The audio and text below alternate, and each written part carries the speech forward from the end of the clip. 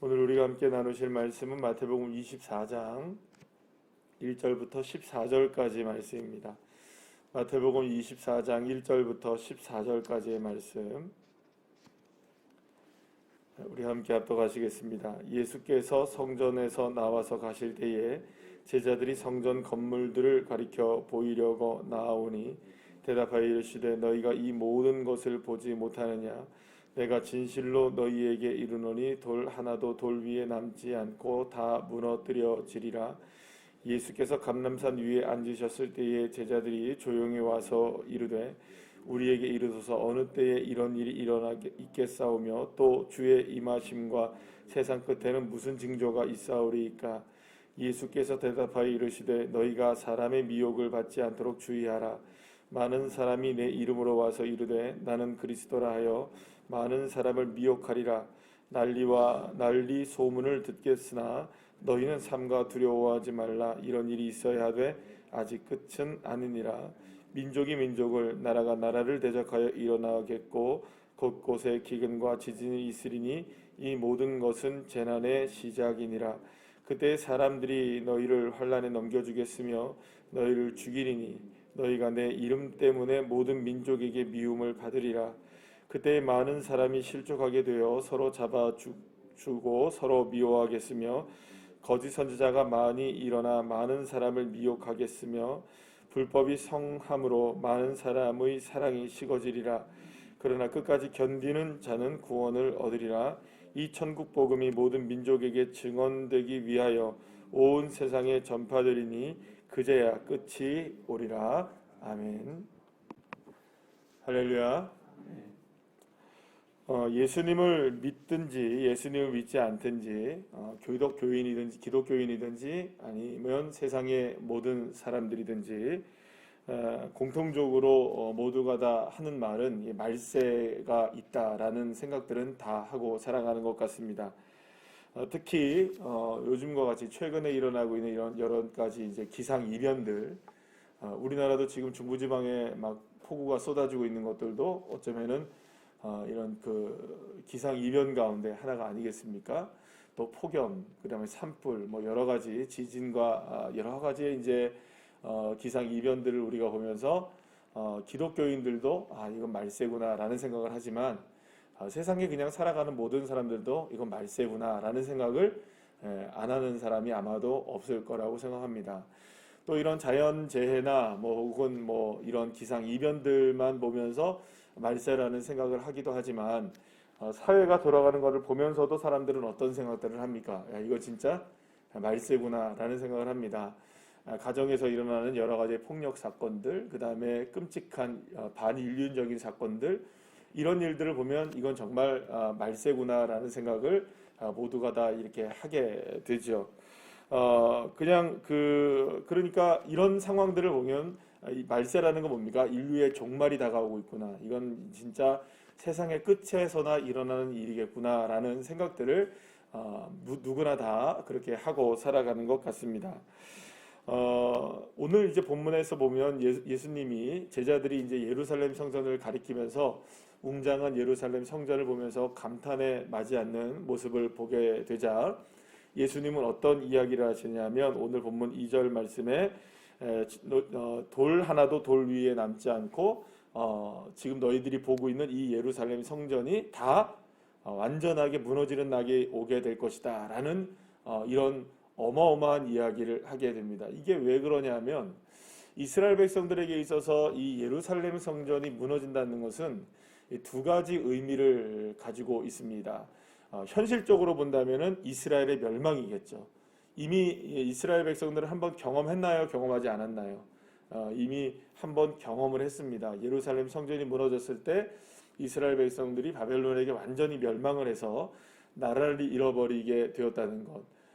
그러니까 사실은 이 예루살렘 성전이 멸망한다는 것은 첫 번째로는 이스라엘 민족의 멸망과 동일하다는 생각을 하고 있었습니다. 자, 그럼 이스라엘의 민족의 멸망만 있느냐? 아닙니다. 예루살렘 성전이 무너진다는 것은 곧 종말을 이야기하는 것이라는 생각을 가지고 있었습니다. 이제는 한번 예루살렘 성전이 무너졌기 때문에 다시금 하나님께서 이 예루살렘 성전을 무너뜨린다는 것은 단순하게 이스라엘만 멸망하는 것이 아니라 세상의 종말이라고 생각을 했던 것이죠. 그래서 제자들이 굉장히 충격을 받은 겁니다. 왜냐하면 그 성전이 무너지게 될 것이다라는 이야기를 하니까 그러면은 그때야말로 어떤 때가 될 수 있느냐? 이제 하나님의 나라가 정말로 임하는, 그러니까 인류의 종말이 오니까, 그리고 이스라엘 민족의 종말이 오니까 그때에는 정말로 하나님의 나라가 정말로 이루어지는 것이, 천국이 임하는 것이다라는 생각들을 갖고 있었겠죠. 그런데 그래서 이제 제자들이 너무나 충격을 받아서, 그러면 예수님, 언제 이런 일이 일어나겠습니까? 언제 이런 종말이 일어나겠습니까? 언제 그렇게 하나님의 나라가 이루어지겠습니까? 라는 것을 예수님에게 제자들이 이렇게 묻게 되었던 것입니다. 그러니까 종말의 징조에 대해서 물었던 것이죠. 그때는 그래서 예수님께 뭐라고 합니까? 어떤 징조가 있겠습니까? 그러면 이런 마지막 때의 말세에, 그러니까 말세의 종말의 징조가, 어떤 징조가 일어나겠습니까? 라고 예수님께 물었던 것입니다. 그러자 예수님은 딱 한마디를 하십니다. 4절 말씀에서 뭐라고 얘기하십니까? 너희가 사람의 미혹을 받지 않도록 주의하라 라고 이야기하십니다. 사람들이, 그러니까 종말에 이르러서 말세가 되면은 어떤 일이 일어나느냐, 이게 여러 가지 이제 자연재해도 일어나게 된다는 거예요. 뭐 여러 가지 기근도 있고 지진도 있고 전쟁도 일어나고 재난이 시작되고 막 이런 일들이 있게 된다는 거예요. 자, 그리고 이런 현상들은 일어난다는 겁니다. 그런데 이 현상들을 가지고 그것만 가지고는 이제 우리가 생각할 때는 이 종말의 징조가 보이겠구나라는 걸 생각을 할 수는 있다는 거예요. 그런데 중요한 건 뭐냐면, 그런 것들을 가지고 누가 미혹을 하느냐? 사람들이 미혹을 하기 시작한다라는 겁니다. 그러니까 예를 들어서 막 비가 많이 내렸다. 비가 내린 거는 현상이겠죠? 자연적인 현상일 수도 있고 기상이변일 수도 있고 뭐 여러 가지 현상일 수도 있습니다. 그런데 그걸 가지고 사람들이 미혹을 한다는 거예요. 거봐, 비가 이렇게 많이 내리니까 이제 이것은 종말이야, 이렇게 얘기한다는 거죠. 그리고 또 어떤 사건이 일어나면, 거봐, 이런 일들이 있으니까 이거는 지금 말세에 일어날 일들이야. 누가 이런 것들로 미혹을 할 때가 있다는 겁니다. 그러니까 어떤 현상이 일어나는 건 현상이 일어나는 일이겠지만, 그 현상을 가지고 어떤 일이 벌어지느냐? 사람들이 미혹을 하는, 그러니까 이걸 가지고 사람들의 마음을 어떻게 하는 겁니까? 막 이렇게 불안감을 조장시키거나, 혹은 이런 것들로 인하여서 사람들의 마음을 어렵게 만들고, 또 거기에 얽매이게 하고, 그러니까 결국에는 이 어떤 사람들이라고 얘기하는, 너희가 사람의 미혹이, 여기서 말하는 사람들은 이후에 예수님이 어떤 사람들을 이야기합니까? 거짓 선지자들이 일어나게 될 것이고, 뭐 그런 거짓 선지자들뿐만 아니라 어떤 사람들은 뭐 죽임을 당하도록 내버려 두게 될 것이고, 또 혹은 뭐 미움을 받게 할 것이고 넘겨주게 될 것이라는, 그러니까 어떤 사람들이 일어나고 거짓 선지자들이 일어나고, 뭐 우리가 뭐 요한 1서에 보면은 요한서신에 보게 되면은 거기서 뭐 이렇게 보면 적그리스도라는 이야기도 나오게 되고, 여러 가지 이제 모습들로 일어나서 요 최근에 보면 뭐 이단일 수도 있겠고요. 여러 가지 거짓 선지자들이 일어나고 어떤 사람들이 일어나서 어떤 상황을 가지고 우리를 어떻게 한다는 겁니까? 미혹을 하게 되는 일들이 일어나게 될 것이다 라는 것을 예수님이 말씀하시는 것입니다. 그러니까 예수님이 주의하라고 했단 말이에요. 주의하라. 어떤 걸 주의하래요? 미혹을 받지 않도록 주의하라. 미혹을 한다는 말입니까? 안 한다는 말입니까? 미혹을 받지 않도록 주의하라는 거니까 미혹을 받을 수 있다, 얼마든지. 그런데 미혹을 받지 않도록 주의하라라는 말은 어떤 의미를 가지고 있을까요? 여러 가지 이런 현상들이 일어나게 될 때, 우리가 보통 얘기하는 말세야, 이건 종말인갑다, 여러 가지 현상들이 일어나겠죠? 일어나지 않습니까? 지금 뭐 계속해서 뭐 끊임없이 지금 우리가 경험하고 있는 상황들이 있을 거 아니에요? 자, 그럼 뭐 자연현상이든 뭐 여러 가지 사회적인 현상이든 이런 현상들이 일어날 때마다 사람들이 하는 이야기들에, 그리고 또 사람들이 어떤 이야기를 할 때마다 거기에는 미혹되지 말아라. 미혹을 당할 수는 있지만 거기에 속아 넘어가지는 말아라 라고 얘기를 하시는 겁니다.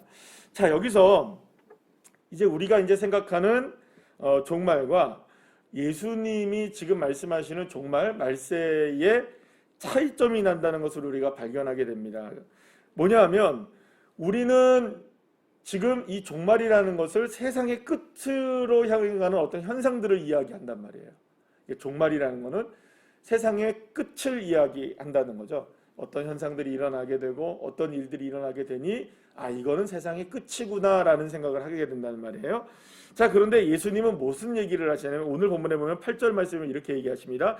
이 모든 것은 재난의 시작이다. 그러니까 재난이 일어나는 것은 종말의 시작에 불과한 것이지 이거는 끝을 향해 가는 것이 아니다. 그러니까 지금은 이미 시작이 되었다는 겁니다. 그죠? 여러 가지의 이 종말은 이미 어떻게 됐다고요?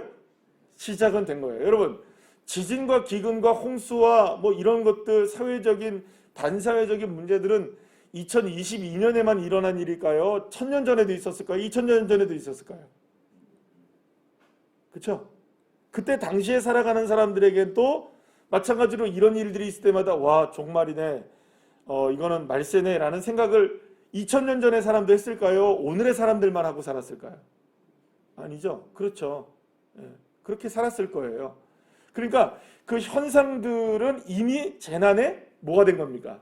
시작인 거예요. 그러니까 종말에 우리는 볼 때 우리는 종말의 끝이라고 생각하는 그것이 사실은 이미 시작이 된 겁니다.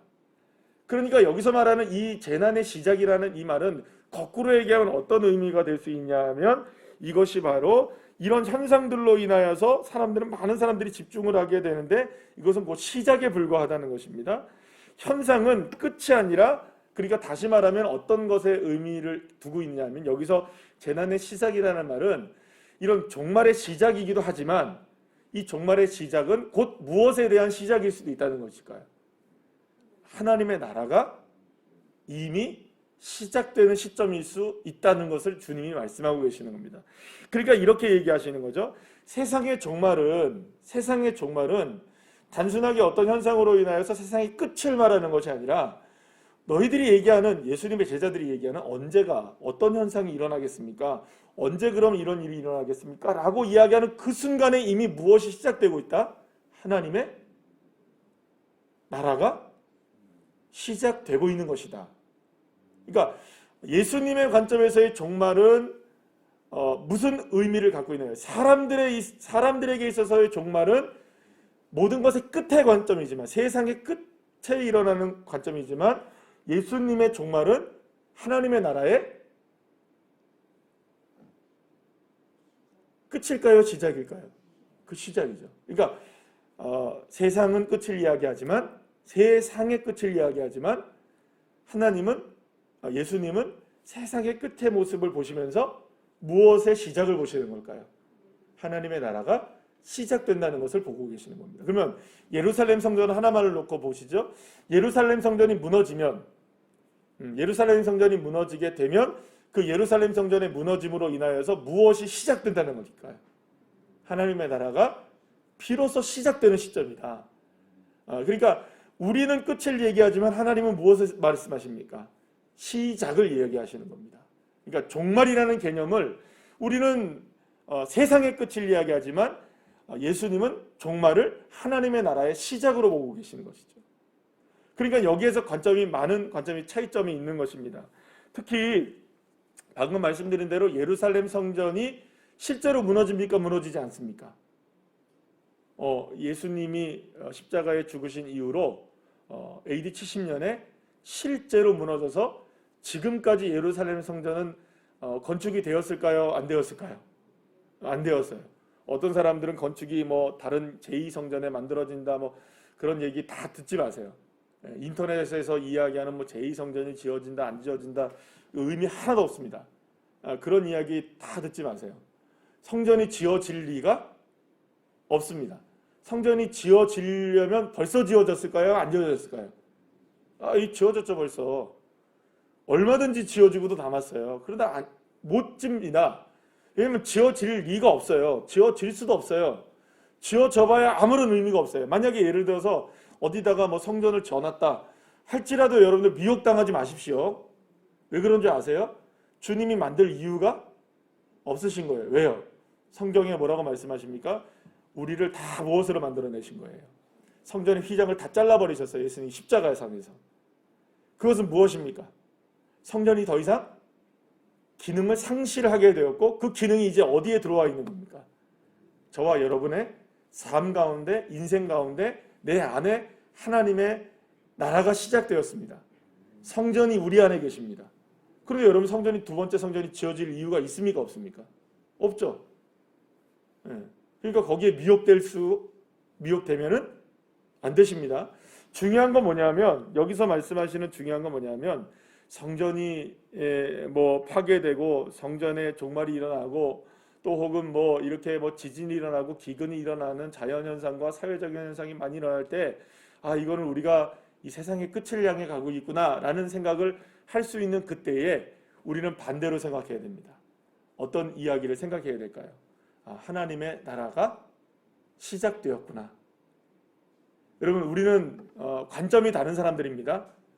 우리가 마태복음을 지금 쭉 함께 말씀을 나누면서 산상수훈으로부터 시작해서 예수님은 무슨 얘기를 하셨습니까? 하나님의 나라의 관점으로 이 세상을 살아가자라는 말씀을 하셨죠?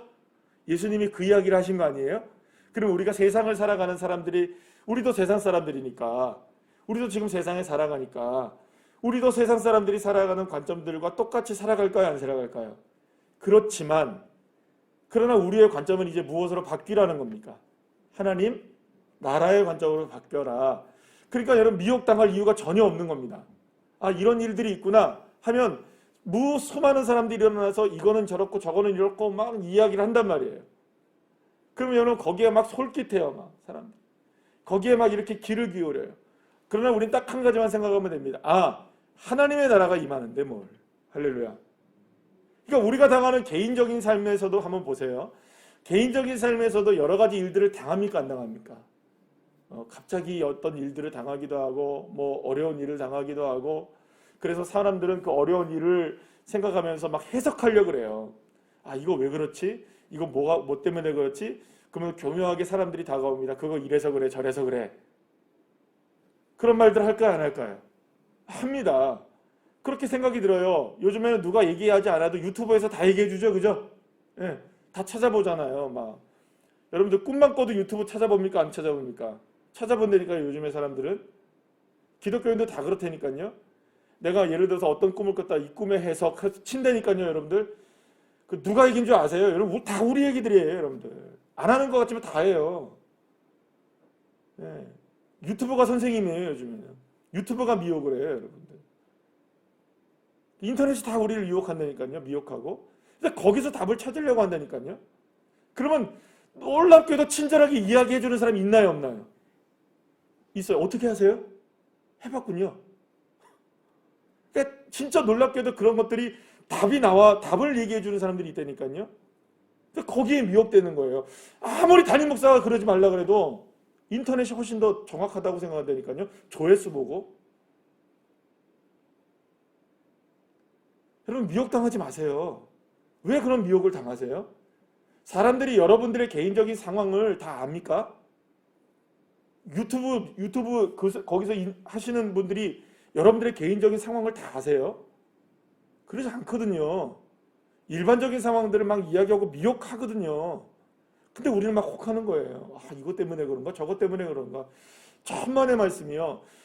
우리에게 개인적으로 여러 가지 어려운 일이 당해지고 문제가 있다 할지라도요. 사랑하는 여러분, 우리의 삶을 이루어 가시는 분은 주님이시고요. 그 어떤 상황에서도 불구하고 하나님의 나라가 내 안에 이루어지고 있고요. 가장 중요한 게 뭔지 아십니까?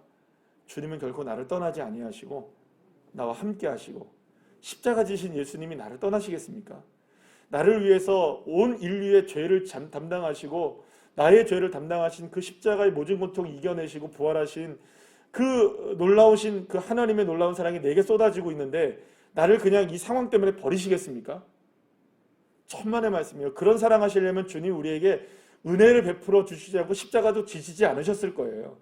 이 정도의 믿음은 갖고 계셔야 될 거 아니겠어요? 그러니까 어떤 일만 일어나면 어떤 상황들만 펼쳐지고 막 비만 내리고 지진만 나고 전쟁의 소문만 들리고 위험만 들리면 호들갑을 떨고 이거는 말세다 절세다 막 이러면서 하시는 분들이 얼마나 많은지 몰라요, 여러분. 그게 한두 번입니까, 여러분들? 그런데도 속아 넘어가요. 왠지 아세요? 사람의 미혹을 당해지는 거예요. 당해지는 거예요. 미혹은 여러분들 2000년 전부터 있었어요. 예수님 당대에도. 지금이라고 없겠습니까, 여러분? 예수님도 마귀에게 시험을 당했는데 여러분 정신 똑바로 차리셔야 됩니다. 말세에 우리가 정신 똑바로 차려야 되는 건 한 가지예요. 현상 보고 해석하지 마시고요. 예수님 보시고 믿으세요. 이거 예수님이 말씀하시는 거예요. 왜 자꾸 이런 현상들의 모습들의 상황들에 자꾸 그걸 가지고 해석하려고 하고 평가를 하려고 하느냐. 그거 하지 말고 끝까지 뭐 하라는 겁니까? 미혹당하지 말고 끝까지 하나님 나라 내 안에 시작된 거 그거 하나 믿고 이 믿음 가지고 나가라. 여러분 어떻게 해서 초대교회 성도님들이 이 믿음을 가졌던 분들이 어떻게 순교를 할 수 있었나요, 여러분?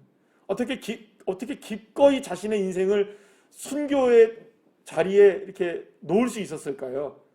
그들이 믿었던 건 딱 하나죠. 재난만 생각하고 자신에게 일어나는 인생의 종말만 생각했으면 여러분들 그들은 도망쳤겠죠. 그러나 그때 의연하게 받아들이는 겁니다. 왜요? 이 일을 통해서 하나님의 나라가 이루어진다면, 내 삶에 이루어진다면 기꺼이 무엇도 바치겠는 겁니까? 목숨도 아깝지 않은 것이죠. 사랑하는 여러분, 그러한 초대교회의 신앙의 모습들이 오늘도 말세 아니겠어요? 그날을 살아가고 있는 저와 여러분의 믿음이 되어주시기를 소망합니다. 미혹을 받지 않아야 됩니다. 미혹은 합니다. 끊임없이 미혹합니다. 그러나 받지 마세요. 딱 하나의 이유를 가질 수 있어요. 하나님 나라가 내 안에 시작됐으니까요. 기도하시겠습니다.